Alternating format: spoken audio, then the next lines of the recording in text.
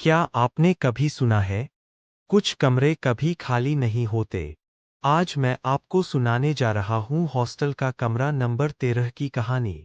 कहते हैं, जो भी उस कमरे में ठहरता है, उसकी आत्मा वहीं कैद हो जाती है।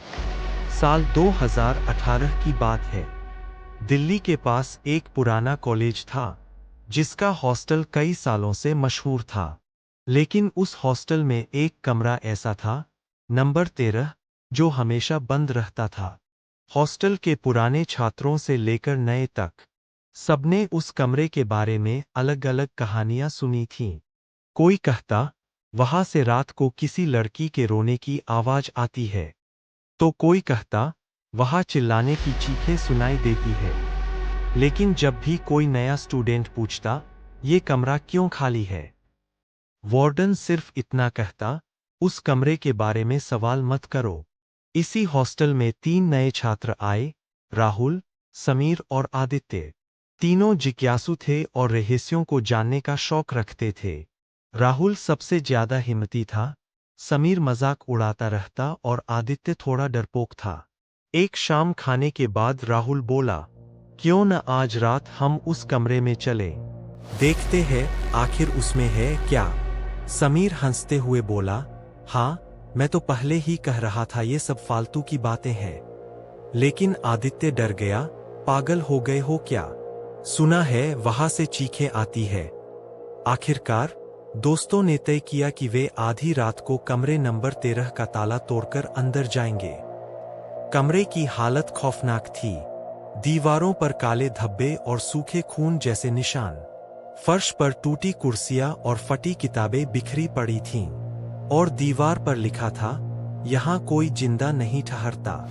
अचानक पीछे दरवाजा अपने आप बंद हो गया। समीर बोला, ये तो हवा होगी। लेकिन आदित्य का चेहरा पीला पड़ गया। अचानक पंखा चलने लगा, जबकि बिजली का कनेक्शन सालों से कटा हुआ था। खिड़की अपने आप जोर से बंद हो गई। कमरे में धीमी धीमी फुसफुसाहट गूंजने लगी। राहुल बोला, यार, चलो यहाँ एक रात रुकते हैं। कल सबको बताएंगे कि ये सब अफवाह है।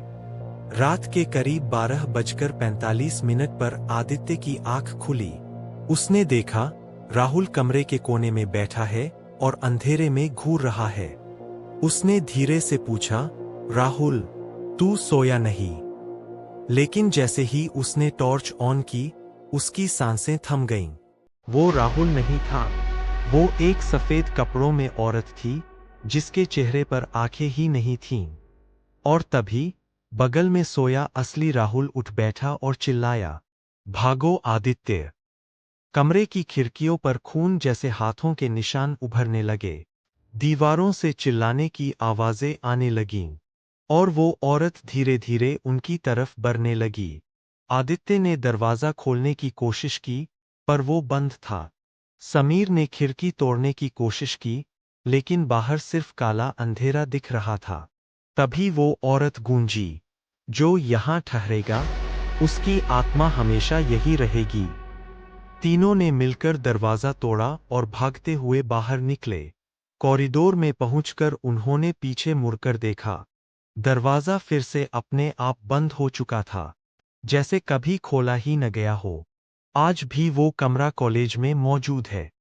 वार्डन अब भी वही बात कहता है, उस कमरे के पास मत जाना।